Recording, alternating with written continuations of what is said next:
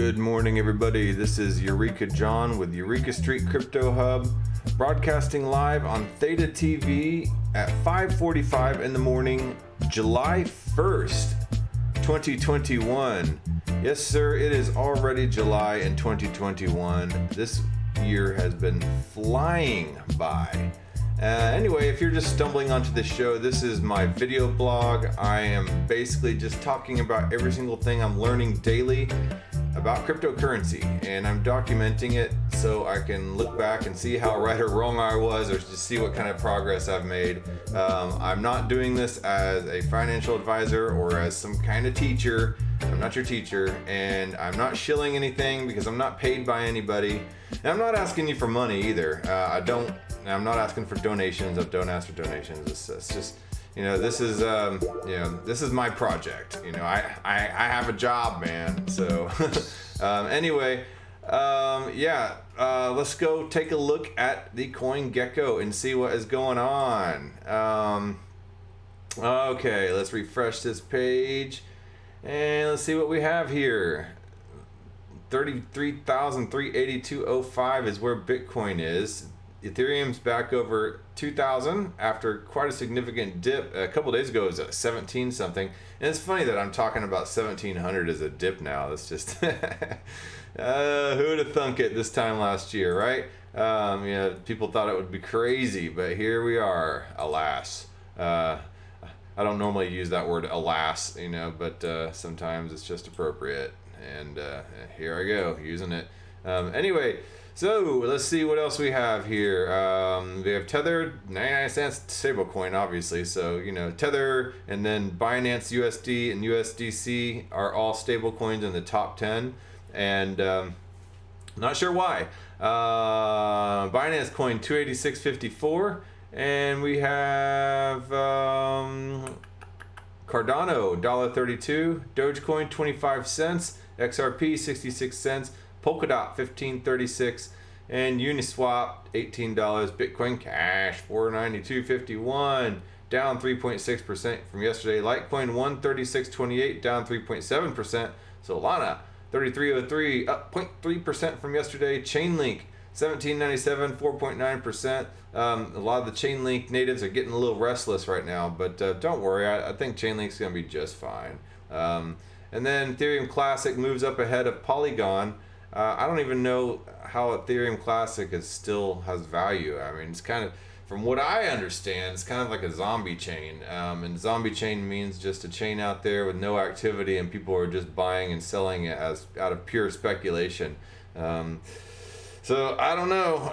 If you know better, let me know. If you know of anything that's actually being used on Ethereum Classic, that's something. I mean, a lot of people who are getting into the crypto space might buy Ethereum Classic because it's cheaper than Ethereum, and they think, oh, well, it's Ethereum Classic, kind of like Coca-Cola Classic, back in the day when they had Coke and Coke Classic, because they tried to bring out the new Coke version, and it just flopped because nobody really liked it.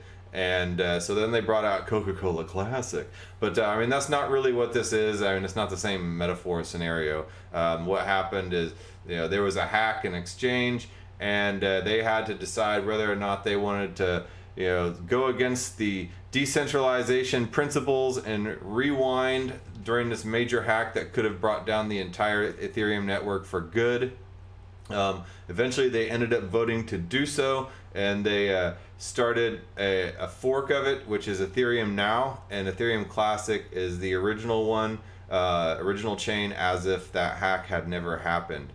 And that brings up an entire rabbit hole of decentralization and governance and DAO type of principles of what are you willing to violate in order to keep the chain going, as far as decentralization principles, and how is a blockchain project or any other type of project governed to the point where somebody can make that decision. I believe, if I'm correct, this was made as a community with an EIP, but the community at the time was very small, and so it was basically a very concentrated, centralized decision. I don't know. I mean, that can just string up a lot of emotions within the Ethereum community and Bitcoin community and all that. So I won't even go any further there. Polygon, $1.09. Theta Network, 638. So Theta Network came out yesterday with Theta 3.0, and now, oh shoot, it reminds me, I need to fire up my Theta Elite Edge node and stake my T-Fuel, because that is now available. So go ahead and do that. The rewards on your T-Fuel should be pretty impressive at this point right now.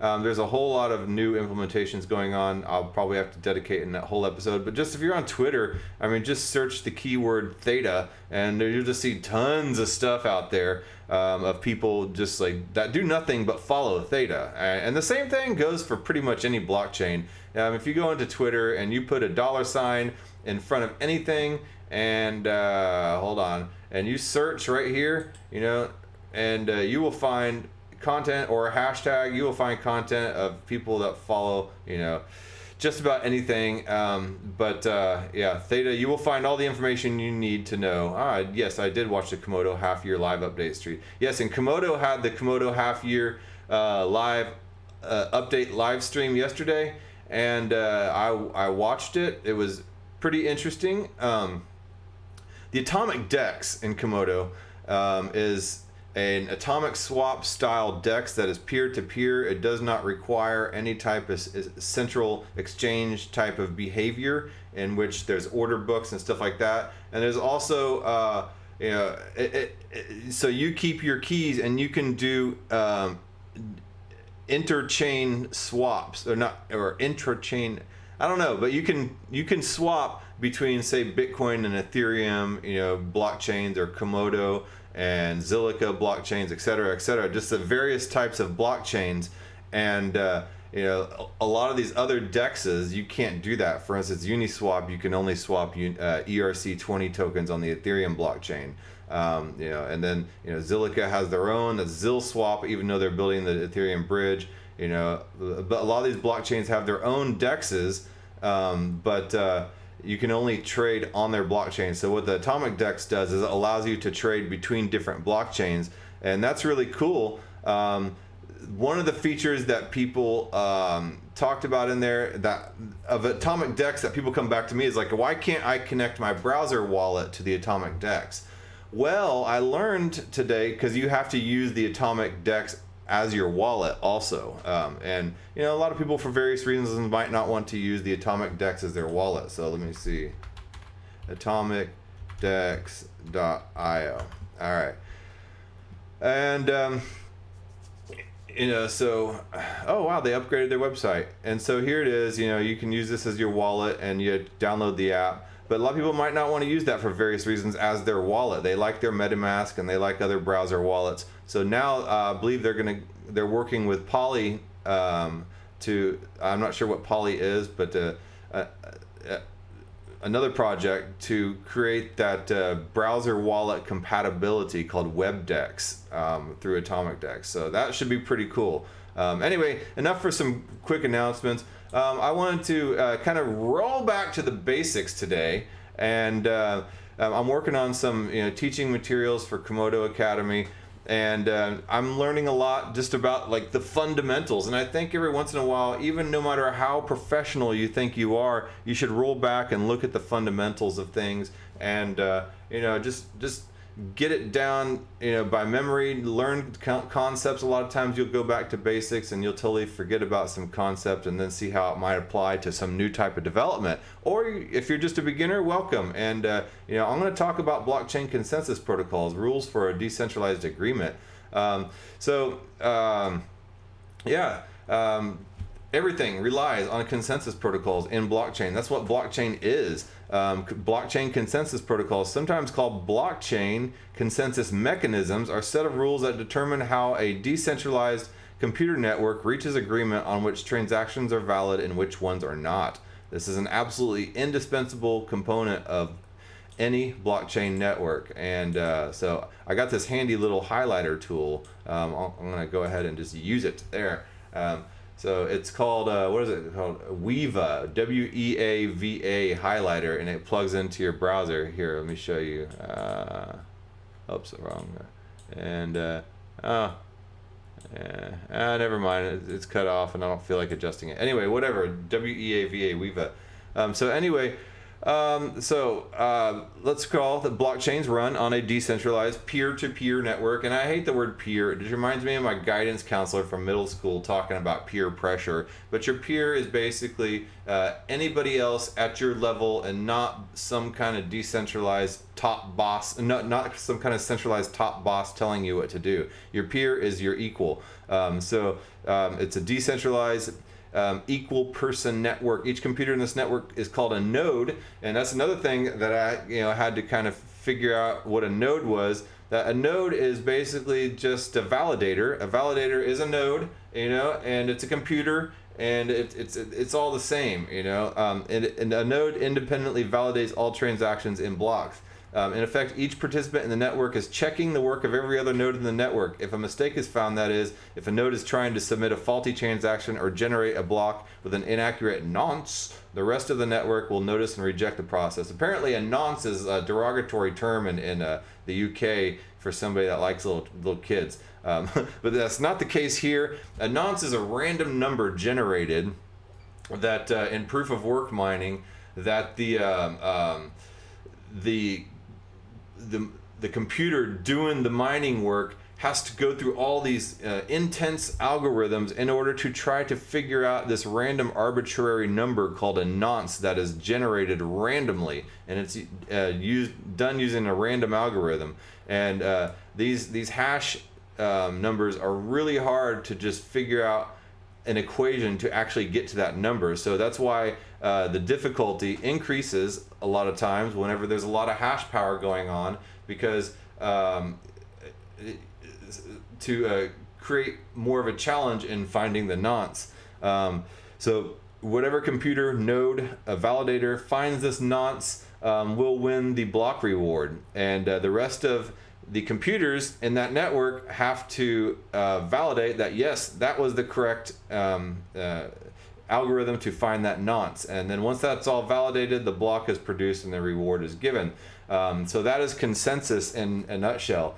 For proof of work blockchains, this means that all full nodes participate in the process of cryptocurrency mining. So they are all competing against each other to find that nonce and find the correct algorithm to get to that nonce. And so they ensure that each newly mined block is accurate. Once one thinks it finds a nonce, they all double check and they're like, okay, yes, or they're like, no, that's not right. For proof of stake blockchains, this means all stakers validate all transactions, even the transactions included in blocks that other nodes stake. Ultimately, this validation is necessary because of the decentralized nature of blockchain networks. In a centralized system, there's just one entity that verifies transactions, so consensus isn't necessary. You just have your top-down boss, and they're just like, that's it. That one central authority has all the power required to approve or reject transactions. This might be a little more efficient than a decentralized system, so a lot of times centralized systems are faster because they don't have to spread the information around to every single network, and every single node has a copy of the blockchain, and they verify all the transactions on the blockchain to make sure that it all lines up every single time a new transaction is made. But a centralized system relies on that single point of failure, that bottleneck, which introduces security vulnerabilities. So if you can get to the top boss, you can compromise the entire system. So introduces security vulnerabilities and several major moral hazards. What if that top boss goes corrupt? And human nature, it generally does. It also concentrates power in the hands of a single authority rather than distributing power among all participants. And then he said, think of a bank. If your bank account is $90 and you try to spend $75, then your bank approves the transaction through your bank card and you can make the purchase. If you try to spend $100 and the bank denies the transaction, and you cannot make the purchase. Okay, there isn't a group of people voting on whether to approve or reject the transaction, just one bank making the decision. That's cool and all. If you have $100 and if you're trying to spend $100 but you only have 90, and then the top boss at the bank is like, no, you don't have enough money to spend that $100. You can only spend $90. But what if you're trying to spend $75 and that top boss at the bank is like, no, we don't like what you're spending it on. We don't like you, so we are going to deny this transaction. Well, in a decentralized platform, it would have to go through a large group of computer nodes, aka people, and they would all see that you have, $90 in your account and you're trying to spend 75. So that it takes the whole equation of whether or not they like what you're spending it on or not. I mean, it doesn't completely eliminate the risk altogether, but it's a less chance of one person deciding whether or not you're allowed to spend that money. So let's shift back to decentralized network, where each node independently verifies blocks and transactions. It's easy to see why blockchain consensus protocols are so essential. The network needs to come to an agreement on which transactions to approve and which to deny. Anyway, so let's go on down here. The purpose of blockchain consensus. Then they talk about the Byzantine generals problem. I've talked about this a little bit before on this show, but I'll go back to it. The concept of Byzantine generals was first introduced in 1982. The author of the essay states the problem as follows. A group of generals in the Byzantine army are camped with their troops around an enemy city. Communicating only by messenger, the generals must agree upon a common battle plan. However, one or more of them may be traitors who will try to confuse the others. The problem is to find an algorithm to ensure that the loyal generals will reach agreement. So think about this. You think about, Constantinople, Istanbul, no, Constantinople. And before that, it was actually, I believe, Byzantium. So they had these huge walls built by Theodosius, the emperor, Theodosian walls, and they were huge, and they were 3 walls deep, and they were, like 10 meters, 40 meters, 80 meters tall. I'm doing meters because that's kind of that's what the literature is written in. And, it took a lot to get through all those walls. And imagine you have all these encampments surrounding the city of all these soldiers. Well, various generals run different encampments of soldiers, and they all have messengers going back and forth to communicate to each other the battle plan, because if they don't all have that common battle plan, they're going to fail and get slaughtered by all the little missile flaming arrow projections coming from the soldiers on the wall. So that somebody notices a crack in the south wall. And so they have to message to the generals all the way on the north wall or the west wall. I think the north wall is the ocean, but whatever. They say, okay, we need everybody to attack the northwest wall at this point so our soldiers can sneak in the south wall. Well, if all the generals don't come to agreement on that, then the soldiers will be trying to sneak in the south wall, and without the attack on the north wall to distract all the soldiers inside the castle, then inside the city, then they're going to easily find those people trying to sneak in the south wall. And so those people trying to sneak in and conquer the city would get absolutely murdered and annihilated, because there was no distraction by all the soldiers trying to attack the north wall, because the communication did not get through from the generals. In the analogy, the Byzantine generals represent the nodes in a decentralized peer-to-peer network, and the messengers would be the packets of information the nodes are sending to one another across the network. There may be traitors among the generals, malicious nodes in the network, so it's crucial that the loyal generals can come to consensus on which battle strategy to pursue in spite of this uncertainty. So, you don't want your guys getting slaughtered in the south wall because you were fiddle farting around with your finger up your butt and not attacking the north wall and creating the screen and the distraction. Further, it's essential that each general is confident that each of his peers will be following through this with the same plan that he is. Applying this concept to a blockchain, a majority of nodes on a network will have to agree on the legitimacy of submitted transactions, data, and the state of the network.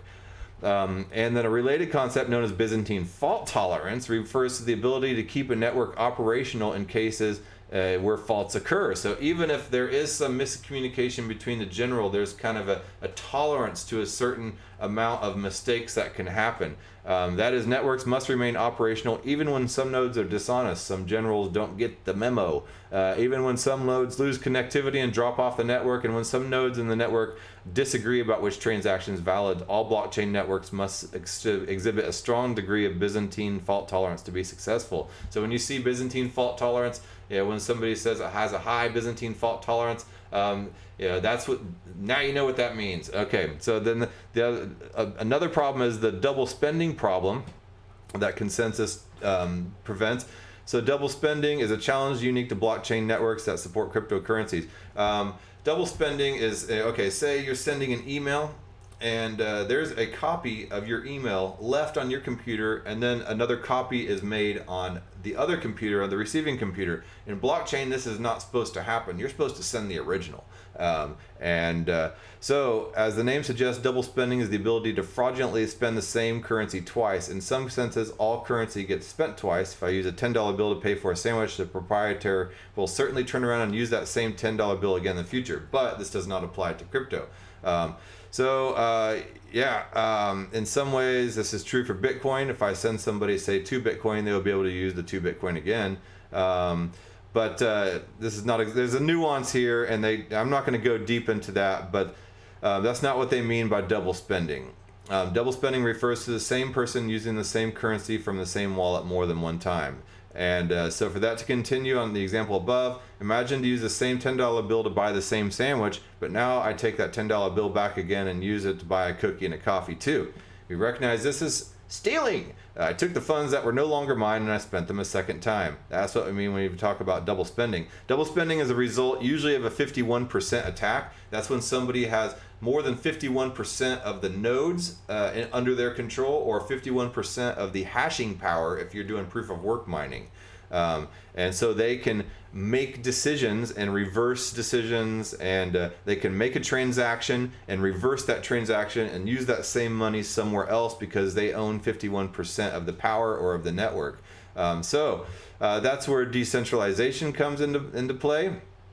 Some common issues. Some people say within the blockchain space have come to refer as 3 traits: decentralization, security, and scalability as the scalability trilemma. The idea is that two of the three can be obtained rather easily, but finding a blockchain consensus protocol that provides all 3 is difficult. So you have decentralization, security, and scalability, and they make a triangle. And then you pull one further out and you have less of it, then you have 2. So say for instance you pull out decentralization a little bit and you have more security and scalability, but decentralization is way out over here. You pull out security and you have more decentralization and scalability closer in together. So it all works together. Decentralization helps prevent those 51% attacks. The more nodes you have, the harder it is to control all those nodes and to control all that hashing power. So decentralization is pretty important. While decentralization doesn't have a perfectly clear definition, indeed there's much debate over what exactly constitutes decentralization.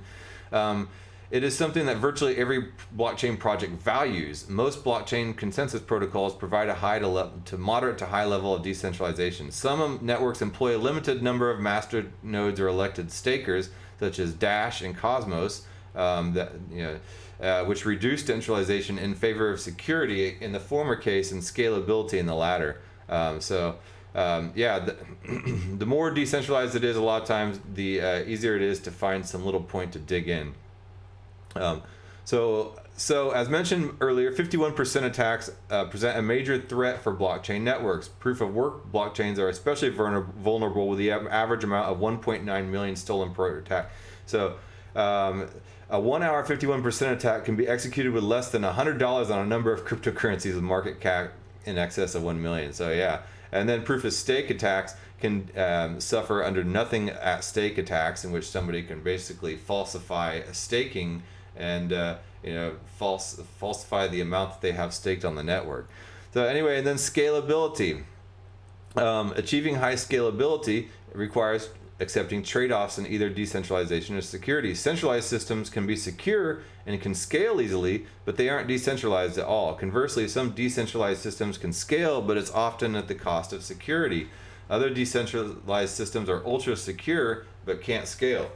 So scaling, as I've said before, think of the whole donut analogy, in which somebody loves mom's donuts, and so they want to produce it on a scale of trying to feed an entire stadium full of people, but she just doesn't have the equipment in her kitchen to make 50,000 donuts. So how do you maintain that exact style and taste, but make it for 50,000 people. Well, you have to find the right equipment to be able to do so, and that's basically scalability. So, how do you allow transactions? I mean, a blockchain might work great, for 50 people, but when you try to have 50,000 or 50 million people work on that very same network, will those functions actually work well? And we saw this issue in Ethereum with the whole high gas prices and the traffic buildup in the meme pools of transactions waiting to be processed, because Ethereum can only go at a certain speed by the amount of transactions that are allowed on blocks, and proof of work can only hash at a certain speed as well. And there's all these transactions waiting, and the more people you have trying to do transactions at the same time, the more clogged up it gets, and the more expensive the auction process is to pay for the gas gets. And so sometimes the fee for processing the transaction is more than the actual transaction itself, and that just makes absolutely no sense. Anyway, so they talk about some various blockchain consensus protocols: proof of work, proof of stake, and delegated proof of stake. Obviously, proof of work is what I've said before about all the computers competing with each other to try to find the nonce and achieve, and then they have to pass that answer around to all the blockchains, and they all confirm that it is correct, and they validate each other's blockchains. And like I said, the more decentralized it is, the slower it is and the harder to scale, because all these computers have to talk to each other.